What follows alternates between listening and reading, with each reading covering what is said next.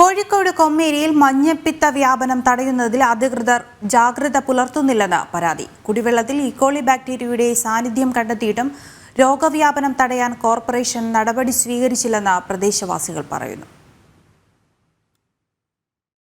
Corporation പരിധിയിലെ കൊമ്മേരി വാർഡിലാണ് മഞ്ഞപ്പിത്തം പടരുന്നത്.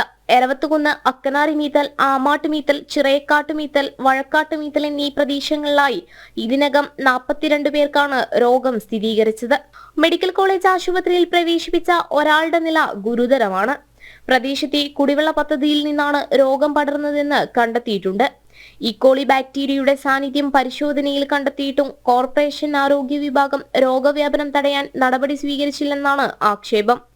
അവസ്ഥ എന്ന് പറഞ്ഞാൽ ഇതിൻ്റെ ഓപ്പറേറ്റർ റിമോട്ടോല് ആണ് ഈ വെള്ളം ഓൺ ആക്കുന്നത് ഓഫ് ആക്കുന്നത്.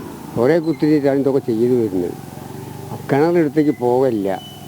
കാര്യമായിട്ട് അതാണ് ഇതിൻ്റെ പ്രശ്നം. കമ്മിറ്റിക്കാർ ഉണ്ടെന്ന് പറഞ്ഞ കാര്യമില്ല. കമ്മിറ്റിക്കാരൊന്നും ഇതിൽ ഇടപെട്ടിട്ട് മറ്റൊന്നും വരലില്ല.